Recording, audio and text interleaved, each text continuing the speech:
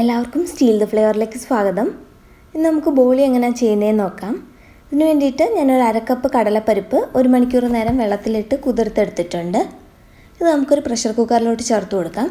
ഇതിൻ്റെ കൂടെ തന്നെ ഒരു 1/4 കപ്പ് വെള്ളം, ഒരു 1/4 ടീസ്പൂൺ മഞ്ഞൾപ്പൊടി ഇത്രയും കൂടി ചേർത്ത് കൊടുത്ത് ഒരു മീഡിയം ഫ്ലെയിമിൽ വെച്ചിട്ട് 3 വിസിലിന് ഒന്ന് കുക്ക് ചെയ്തെടുക്കാം. ഇനി ഇത് വേവുന്ന നേരം കൊണ്ട് നമുക്കിതിലേക്കുള്ള മാവും കൂടി റെഡിയാക്കണം. അതിനായിട്ട് ഒരു അരക്കപ്പ് മൈദാമാവ് എടുത്തിട്ടുണ്ട്. അതിനകത്തോട്ട് ഒരു നുള്ളി ഉപ്പ്, ഒരു 1/4 ടീസ്പൂണിൽ താഴെ മഞ്ഞൾപ്പൊടി, 1 ടീസ്പൂൺ നല്ലെണ്ണ ഇത്രയും കൂടി ചേർത്ത് ഒന്ന് മിക്സ് ചെയ്തിട്ട് നമുക്കിതിനകത്തോട്ട് കുറേശ്ശെ വെള്ളം ചേർത്ത് കൊടുത്ത് നല്ല സോഫ്റ്റായിട്ടൊന്ന് കുഴച്ചെടുക്കണം. ഇതിപ്പോൾ കയ്യിൽ ഒട്ടുന്നൊരു പാകത്തിലാണ് ഞാൻ കുഴച്ചെടുത്തിട്ടുള്ളത്. ഈ മാവ് ഹാർഡായിട്ട് കുഴച്ചെടുത്ത് കഴിഞ്ഞാൽ നമ്മുടെ ബോളിയും ഹാർഡായി പോവും. ഇനി നമുക്കിത് വേറൊരു പാത്രത്തിലോട്ട് മാറ്റി വെച്ചിട്ട് ഇതിൻ്റെ മുകളിൽ ഒരു 2 ടേബിൾ സ്പൂൺ നല്ലെണ്ണയും കൂടി ഒഴിച്ചു കൊടുക്കാം. ഈ എണ്ണയിലൊന്ന് കുതിർന്ന് കിടക്കുന്ന രീതിയിൽ ഈ മാവിനെ ഒന്ന് പ്രസ് ചെയ്ത് വെച്ച് കൊടുക്കാം. ഈ മാവ് എണ്ണയിൽ കിടന്നിട്ട് ഒന്നും കൂടി നല്ല സോഫ്റ്റായിട്ട് വരും. ഇത് കുറഞ്ഞത് 1 മണിക്കൂറെങ്കിലും ഇങ്ങനെ മാറ്റി വെക്കുക. ഇപ്പോൾ കുക്കറിൽ നിന്ന് 3 വിസിൽ വന്നിട്ടുണ്ട്. പ്രഷറും നല്ലപോലെ റിലീസായിട്ടുണ്ട്. നമ്മുടെ പരിപ്പ് നന്നായിട്ട് വെന്തിട്ടുണ്ട്.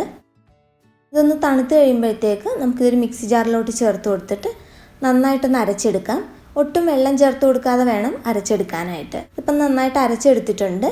നമുക്കിനി ഇതൊരു പാനിലോട്ട് ചേർത്ത് കൊടുക്കാം. ഇതിൻ്റെ കൂടെ തന്നെ ഒരു 1/2 കപ്പ് പഞ്ചസാരയും 1 ടേബിൾ സ്പൂൺ നെയ്യും കൂടി ചേർത്ത് കൊടുത്ത് ഗ്യാസ് ഓൺ ചെയ്തിട്ട് നമുക്കിതൊരു ചെറിയ തീയിലിട്ട് നന്നായിട്ടൊന്ന് മിക്സ് ചെയ്തെടുക്കണം. ഒട്ടും കട്ട കെട്ടാതെ മിക്സ് ചെയ്തെടുക്കാൻ പ്രത്യേകം ശ്രദ്ധിക്കുക. ഇതിപ്പോൾ റെഡി ആയിട്ടുണ്ട്. ഇനി ഇതിനകത്തോട്ട് ഒരു 3-4 ഏലക്ക ഞാൻ കുറച്ച് പഞ്ചസാരയും കൂടി ചേർത്ത് പൊടിച്ചു വെച്ചിട്ടുണ്ട്. അതും കൂടി ചേർത്ത് കൊടുത്ത് ഒന്നും കൂടി നന്നായിട്ട് മിക്സ് ചെയ്യാം. ഇനി ഇതൊന്ന് തണുക്കാനായിട്ട് നമുക്ക് മാറ്റി വെക്കാം.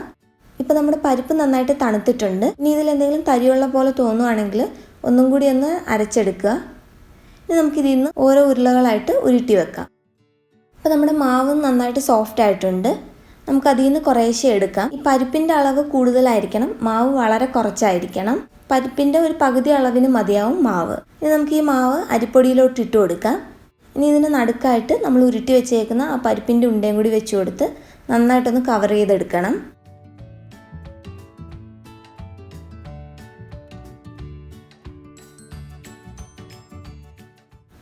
എന്നിട്ട് കൈകൊണ്ട് ചെറുതായിട്ടൊന്ന് പരത്തിയിട്ട് നമുക്കിത് അരിപ്പൊടിയിലോട്ട് ഇട്ട് കൊടുക്കാം.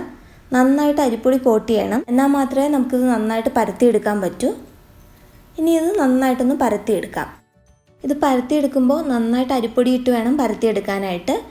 ഇല്ലെങ്കിൽ ഇത് പരത്തിയെടുക്കുമ്പോൾ പൊട്ടിപ്പോകാൻ ചാൻസ് ഉണ്ട്.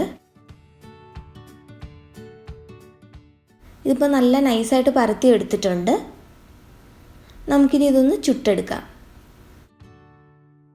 പരത്തിയത് കൈ കൊണ്ട് എടുക്കുമ്പോൾ പൊട്ടിപ്പോന്നെന്ന് തോന്നുവാണെങ്കിൽ ഈ ചപ്പാത്തി പലക ചെറുതായിട്ടൊന്ന് ചരിച്ചിട്ട് തവയിലോട്ട് ഇട്ട് കൊടുത്താൽ മതിയാവും. ഇനി ഇതൊരു മീഡിയം ഫ്ലെയിമിൽ വെച്ചിട്ട് വേണം ചുട്ടെടുക്കാനായിട്ട്. നമ്മൾ ചപ്പാത്തി പോലെ തിരിച്ചും മറിച്ചുവിട്ട് ചുടത്തില്ല. ഒരു സൈഡ് വെന്ത് കഴിയുമ്പോൾ തിരിച്ചിടും, അത്രയേ ഉള്ളൂ. ഒരു സൈഡ് നന്നായിട്ട് വെന്ത് വന്നിട്ടുണ്ട്. ചെറുതായിട്ട് അങ്ങും ഇങ്ങൊക്കെ ഒന്ന് പൊങ്ങി വന്നിട്ടുണ്ട്. അത്രയും മതിയാവും. കാര്യം എന്ന് പറഞ്ഞാൽ ആ പുറത്തെ തിൻ ലെയറുള്ള മൈദാമാവ് മാത്രമേ ഉള്ളൂ. നമ്മൾ അകത്ത് വെച്ചിട്ടുള്ള സ്റ്റഫിംഗ് ഒക്കെ നന്നായിട്ട് വെന്തിട്ടുള്ളതാണ്. തിരിച്ചിട്ട് കൊടുത്തിട്ട് ആ സൈഡും നന്നായിട്ടൊന്ന് വെന്ത് വരുന്നിടം വരെ വെയിറ്റ് ചെയ്യാം. ഇനി ഇതിന് മുകളിലോട്ട് കുറച്ച് നെയ്യും കൂടി തൂകി കൊടുത്തിട്ട് അപ്പം തന്നെ ഇതാ തവയെന്ന് എടുക്കണം. നെയ്യ് തൂത്ത് കൊടുത്തിട്ട് പിന്നെ തിരിച്ചിടാനോ അല്ലെങ്കിൽ ഒരുപാട് നേരം ഫ്ലെയിമിൽ വെച്ചേക്കുകയോ ചെയ്യരുത്.